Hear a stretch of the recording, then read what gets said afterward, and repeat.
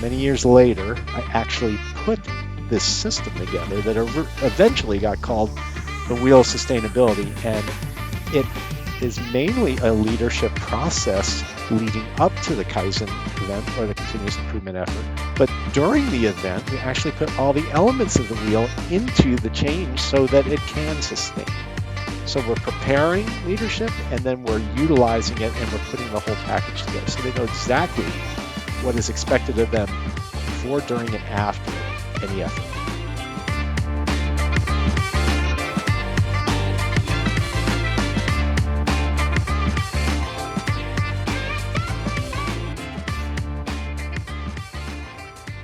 Hello, everyone, and welcome to this episode of the Lean Solutions Podcast. I'm your host today, Andy Olrich. It's my absolute pleasure to be joining you today. We were supposed to have the wonderful Shane on, but we'll talk on that. Shane sends his apologies, but don't worry, he'll be back real soon. Exciting topic today. So we've got one of our returning guests. This guy has been on every series, every season. I get my words right. Adam Lawrence.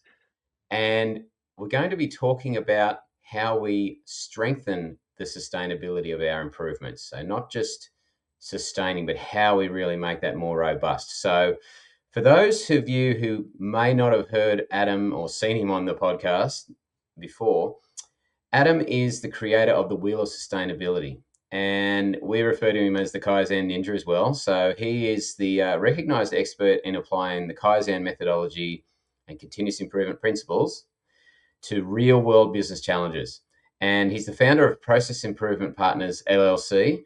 And he just goes all over the place, partnering with leaders and teams, manufacturing, distribution service, government, you name it, and really helps lead them through sustainable breakthrough initiatives. So he does lots of coaching, hands-on. You'll get to know a bit more about him. But if not, go back in the reels and you'll see some of his previous episodes. Adam, welcome back, mate. How you going? Great, Andy. Thanks for having me on. Really appreciate it and can't wait to dive into the topic with you today. Oh, yeah. So a bit of fun. It did take us a little bit to get here, didn't it, mate? We had some, I'm in Australia and it's tomorrow, the 7th of May. But Adam and I were playing around with our tech. So we've done some real in the moment PDCA and Kaizen activity. So we've got you on. And unfortunately, as I said, we've lost Shane. Shane's a little bit unwell, but he will be back. So Adam, what have you been up to, mate? Yeah, well, thanks, Andy. So I am your Kaizen Ninja. I do call myself that. And so I have been having the opportunity this year to expand some of my offerings, but also help a bunch of really cool clients solve some critical real world problems during week or less events. So many of the folks are very familiar with Kaizen events. And, those of us that have done many of them, we should never be surprised by the breakthroughs that people come up with, but I continue to be surprised by that. And this is what keeps me going. I've been doing this 38 years now and never ceases to amaze me what people are able to come up with when we give them the opportunity.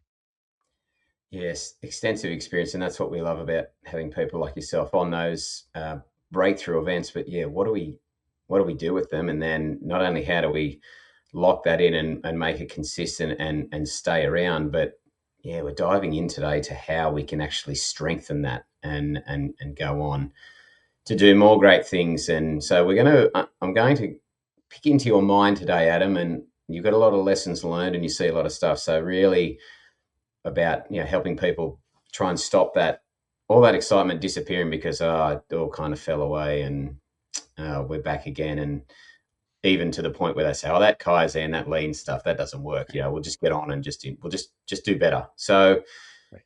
Thanks for being on again, mate. I'm going to dive into a question here. So you, with a bit of a lead in, sorry. So you wrote the book and created the Wheel of Sustainability. Just give us a quick introduction for those who haven't been there before, a bit of a reminder. Why did you create this? What was the problem you're trying to solve? All right, well, great question. First of all, sustainability is a leadership process.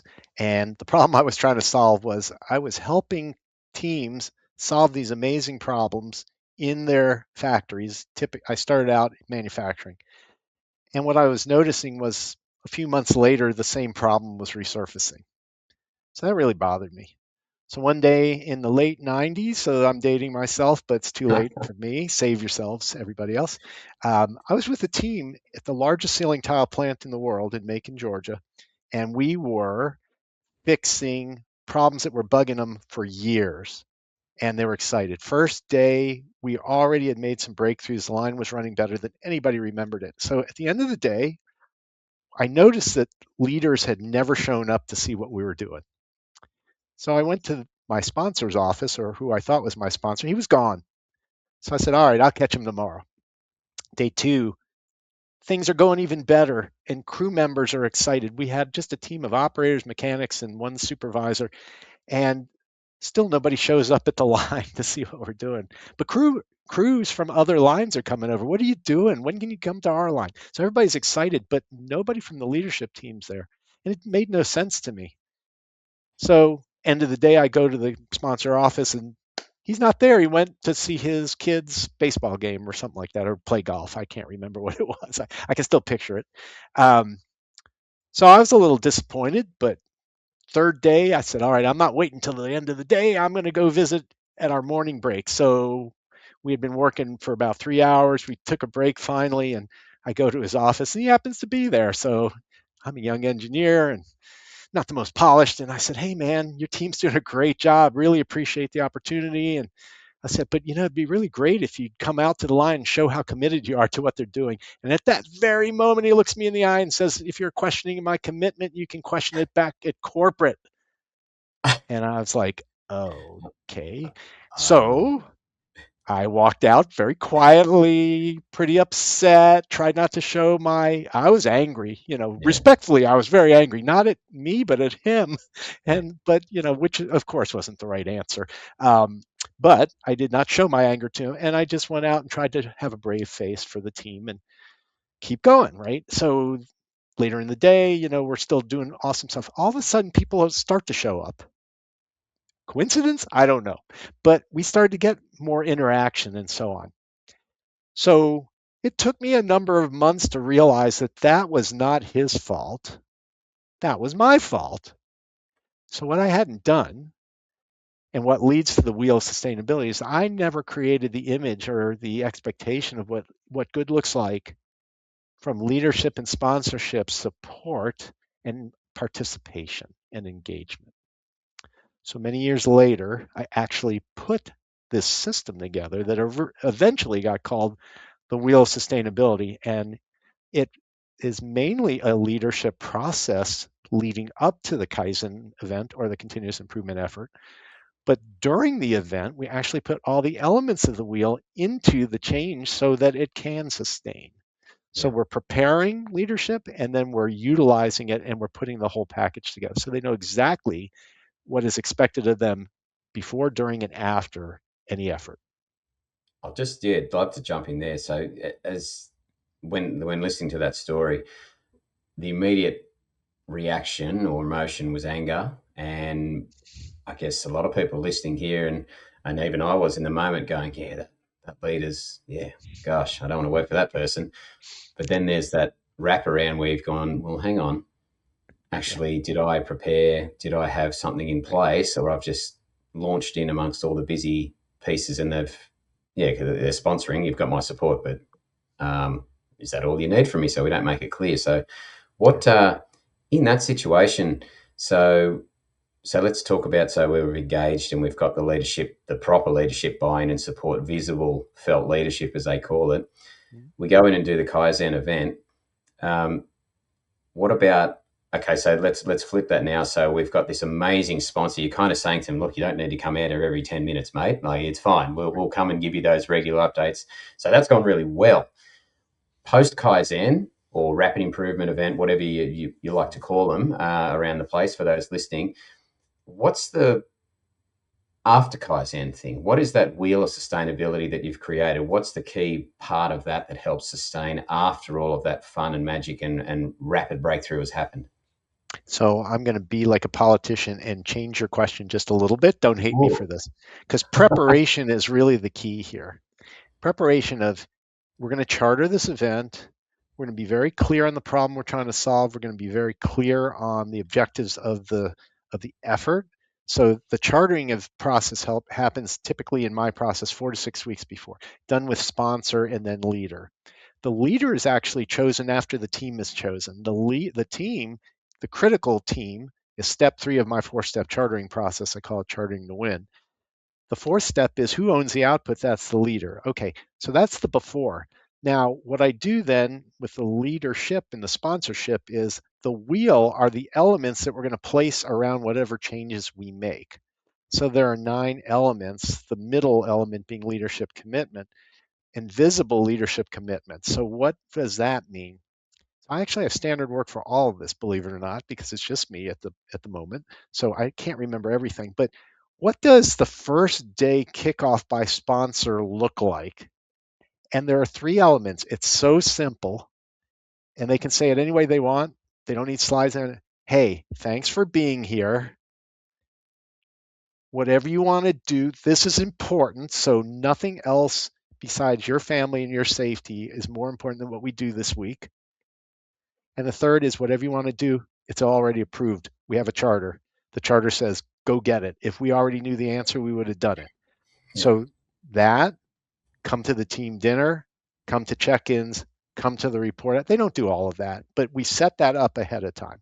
Here's all the things I need from you. Now, following, which was your real question, we're going to put in audits, we're going to put in visuals, we're going to put in standards, we're going to put in recognition, we're going to put in accountability, we're going to put in all these elements. You're going to make sure they're actually working and happening on a daily basis. Okay. So, from a leadership standpoint, we're going to put in a 3 to 5 minute audit.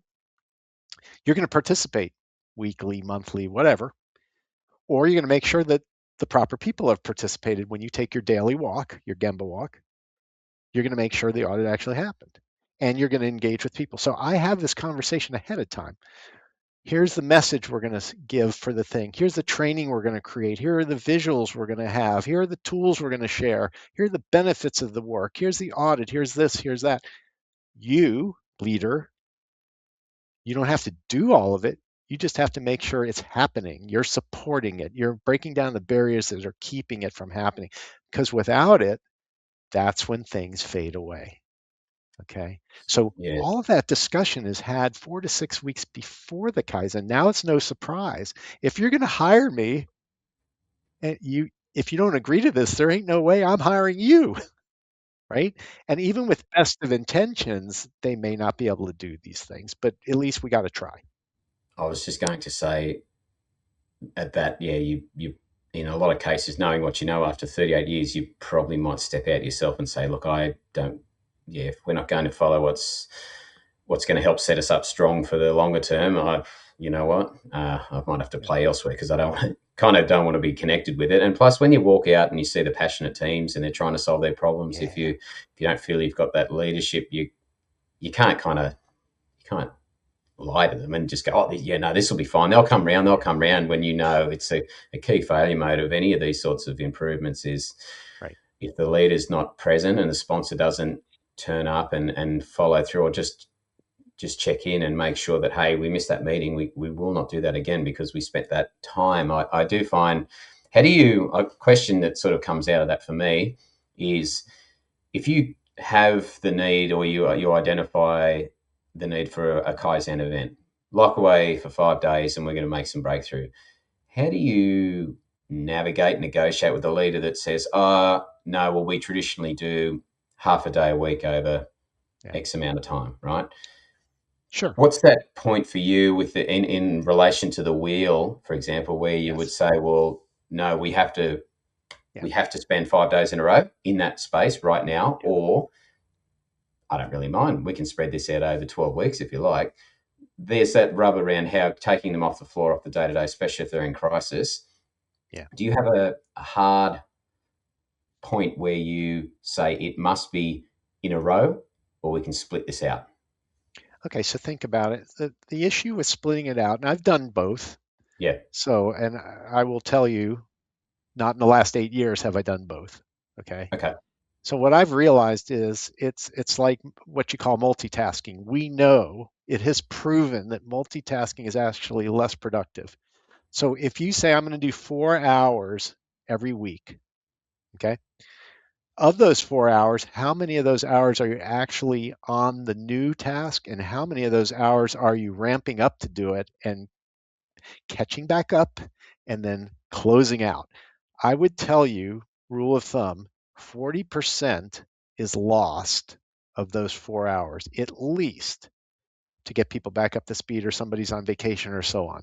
So this is the true test of commitment. Now, Andy, what I've done is every charter, unless it's a pure safety Kaizen, which a few have been, have a direct correlatable financial value that has already been measured. I'm an old IE, 38 years. You can tell what's a person worth, what's labor worth, what's downtime worth, what's a scrap worth. You can figure that out. You can get really close. So I know this is going to sound a little self-serving, that the average value of every Kaizen event I've done over the past 38 years is about $1.2 million in savings. Yeah. Okay. How do I know that?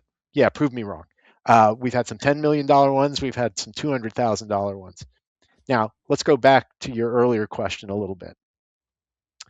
We're going to make the process safer, simpler, and less stressful, which is going to drop to the bottom line beautifully. If I'm a leader, do I really want to be the leader that allows the process to go back to the less safe way of operating? So 38 years of doing this, I can say those things, right? Yeah. Are you really willing to put your people at the original risk they were at when we have just proven that we've just reduced safety risk by 92%? Are you willing to do that? If you're willing to do that, we probably shouldn't be working together anyway, right? Yeah. Because that is not sustainable leadership. That is not what you called felt leadership. That is not true north leadership, right? Whatever the name is you want to place with it. So, if nothing else, it's hard to argue the safety topic. Yeah. Financials, you may not believe my numbers. That's fine. Let's just get orders of magnitude close. But do you like saving money? Do you like getting it to the customer faster? Do you like making a safer environment for your employees? If you like that, then why wouldn't you want to sustain that? And if we give you a system to sustain it, that's really not hard. Now, that's easy for me to say, right? I wrote the book on it, but that's just from 27 out of 38 years of screwing up and Yeah. trying to learn from when I screwed up to put the system in to stop screwing up so much. I still make boo boos, of course I do. Yeah. And we don't always get every element perfect, but at least we gave it a shot, which gives them a much better opportunity than if they had done nothing, right? Yeah.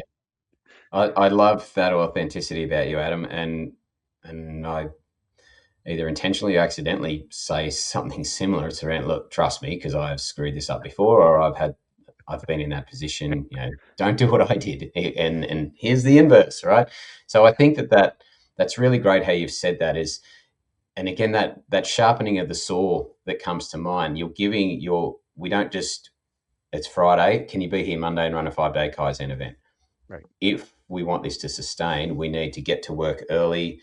Mm. And for me, all those things are around effective change management. You're not just the technical side, but the people side. You're preparing the group. You're making sure that this is the right thing that we should care about, as they say. Mm-hmm. I think that's terrific, and I just can't thank you enough for bringing up that and being okay to say, look, 4 to 6 weeks out. Like that's the deal, right? That is, we need to do this because if we don't, if we rush this and we just fire off, you're not going to get it, or you're going to go back, as you said. Who wants to be that leader? So, Yeah.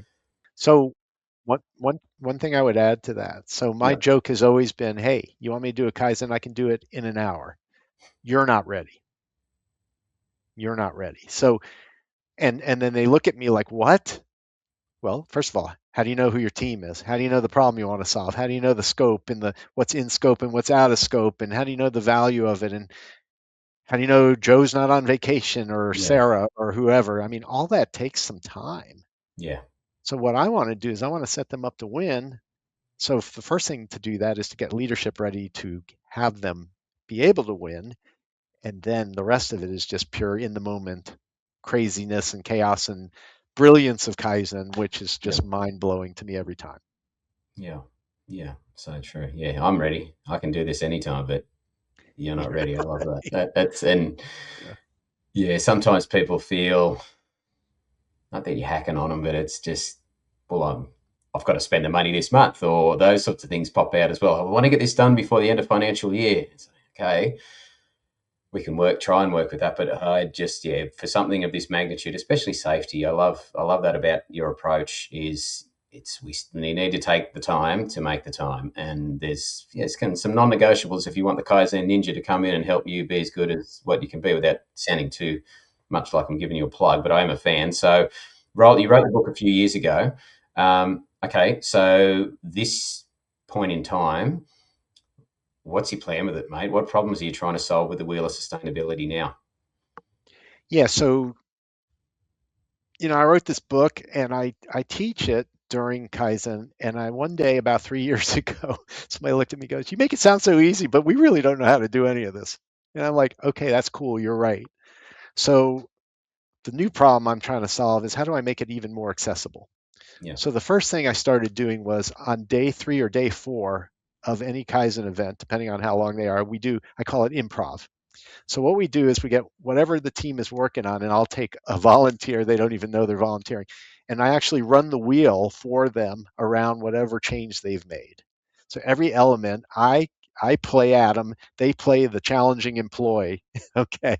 And I'm going to take them around each element, showing them how leadership commitment fits with what they did and the message of why this mattered so much and how the visuals tie in and all the various elements, and people gave me pretty good feedback on that. That makes a lot of sense. But still, a week or two later, they're like, "What was that again?" yeah, Okay. So now, because there's just one of me and nobody's buying my book, and I'm not trying to plug my book, by the way, I hand them out. It's like candy. I love handing out. If anybody wants to read a book, just send me an email. I'll send you a PDF of it, or I might mail you one. So I got a lot in a box over here. I don't need them. Okay. But I realized the other thing is, hey, not everybody wants to work with Adam, wants to do a Kaizen, but they want to know a little more about sustainability. So very recently, I was pushed, nudged into you need to be more accessible. Create an assessment. Create an assessment. I say I don't have a clue what you're talking about. So my marketing folks kind of explained it and gave me things to look at. And all of a sudden, this assessment, the idea of this was, hey, you can answer some questions about your specific organization or your department or your whatever, and this thing will spit out ways to strengthen your sustainability system without Adam. Okay, so it's a free thing. And the idea is to give the masses an opportunity to learn something that they can use immediately to give their teams a better chance of sustaining change based on my wheel of sustainability. I created the assessment, so of course it's based on my system. Are there other systems? Of course there are. yeah, This is just the one I know best because it's my baby. So the assessment was born. I get about 5 people a month taking it, and sometimes they have more questions and I can answer them. But the results page is trying to guide you with some very specific feedback that hopefully you can actually use. And I know you just took it really fast, so I don't really know if it helped you at all, but that's the intent. yeah. So thank you, and we'll pop a link in the show notes to go to that assessment. You can do yourself. I did it. It's just really quick and yeah, interesting. Some of the things that popped out, and I just looking at it gives you that kind of maturity or a sense check, and self-assessing can be challenging, but also doing it, I would get some people in a room as well and go, let's do this together Yeah. and try and score ourselves, because yeah, it just gives you those insights into the areas where you may need to focus more than others. And for me, when I was trying to answer those questions, or when I was answering them, was yeah, okay, specific examples. Yeah, we don't do that. Oh, I think we do that pretty well. And I was basing it on some recent clients that I've been with just to go through the process. But Right. highly recommend you do that. And again, it's based on something that has, let's just say, 38 years of wins, but also learning what not to do. So I and it won't cost you a dime. So I think that's probably a good thing. I encourage people to jump on and do. So I have I have a question I'm going to throw in here. How can you? What's one quick way? We've done, as I said, we're post Kaizen or improvement event, and we've got these things. What's one quick way leaders can test if the improvements will actually stick? I'm following the wheel of sustainability like a boss. I've got it all framed and mapped out, but Yeah. what's the little Okay. sniff test? Love it. Go to the place where you did the work and see if it looks better than you left it. That's one. That's a simple one. Culturally, this is my better test. When somebody comes up to you as a leader and says, "I love what you did over there. When can you come to my area?" Yeah, Okay. So I'd love to give you one real quick example of that because it was just mind blowing to me. I was with a whiskey distiller in January, and we were on one of their six operating lines. We were doing a changeover event, a SMED event, right? yep, Day one, we're out in Gemba assessing the changeover, right? That's part of the process. Let's look at it in the current state and all that kind of good stuff. There was a gentleman on the line right next door to us, rather large fella, looked like he's a little skeptical, and he says to me, he had never met me, and he says, "What are you screwing up today?" Didn't even introduce himself. I've met many of him. I'm like, man, we're going to try to fix this thing. This team's going to do some awesome stuff. You just wait and see, because that's kind of my answer anyway. yeah, I mean, I'm a small guy, so this guy was like two times my size. He's a big yeah. fella. I'm hearing you. I've won every fight in my life by at least 50 meters, Adam. So Yeah, that's yeah, I'm hearing yeah. you. Second day, he looks at me, he's like, "I don't know about what you're doing." I said, "Hang in there, man. We're still early. It's our first day of making improvements, all that kind of stuff." Third day, he looks at me like late in the day. He sees the people are just having the blast, fixing stuff never fixed before. He looks at me, he goes, "So when are you going to fix my line?" Yeah. And I said to him, "I'm sorry, have we met?" Just so so by the end of the week, we're like best buddies. We didn't go out and have a beer together, but it was just hilarious because his whole attitude changed when he saw Yeah. the thing was Yeah. actually being done for the people that do the work, not for the Yeah. managers, not for the shareholders, but for the actual folks that have to change over the line. So it creates a belief, right? So the sniff test, like you called it, is go to the area, see if somebody wants more of it, go to the area and see if it looks as good as or better than because somebody fixed something while no one was looking. Those are and lots of great examples. I'm sure you've seen the same thing. So that's a cultural measure. That's a cultural KPI, Yeah. right? And I think that's the more important thing. Any Kaizen event, they're great, they're wonderful. It's how does it strengthen your culture and of engagement to get people to feel like you really care? It's the respect for people and respect people. Two principles that are probably there's probably nothing more important. Yeah. Respect for people and respect people. And if you do that and if you have that, you're going to win. Yeah. Yeah. That's such a great way to wrap that up, Adam, because it's a sometimes people are forced to go to these events, right? Let's be straight. It's like you are going in there with that team. And if it's 5 days in a row, people, you can just see the color drain out of their face and they're going, "Are you serious? I haven't slept in a week," and all this sort of stuff. But if you can get them to, and especially on the outside, be curious, and your skill absolutely out of is getting them to that place where you have a bit of fun with it, and then they're kind of pulling you in, going, "Oh, okay, hey, hang on, this isn't a toe cutting exercise.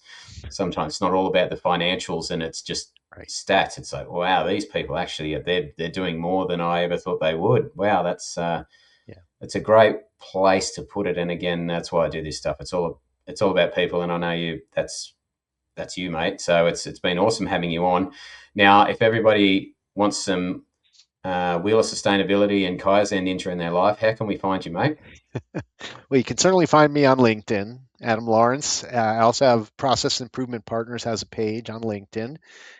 We have a website, pi-partners.com, and the assessment is pi-partners.scoreapp.com. Yeah, So lots of nice free resources, again, and what I love is when somebody reaches out and says, "I want to know more." And then, then I start talking like I'm talking to you now because I love this stuff. It's so yeah. much fun to help people, as you know. Yeah, giving back, Adam. Appreciate so we'll have all the links and everything in the show notes. And of course, yeah, reach out to Adam if you want to know more. And I know we'll have you back on again. It's maybe sometimes twice a season we have you on. Okay, we get a lot of good things coming back from when we have you on. So thanks again for sharing your richness of experience, and we'd just love to catch up, and hopefully Shane can make it next time. So get well soon, Shane. But for everyone else out there, please, if you haven't already, please subscribe to the channel, share with your friends, and if you'd like to know more, or you want us to bring Adam or others on for a particular topic, let us know in the show notes. But other than that, we're done, and I hope you all have a fantastic day wherever in the world you're listening to the Lean Solutions podcast. Take it easy. Thanks, Adam. Thank you.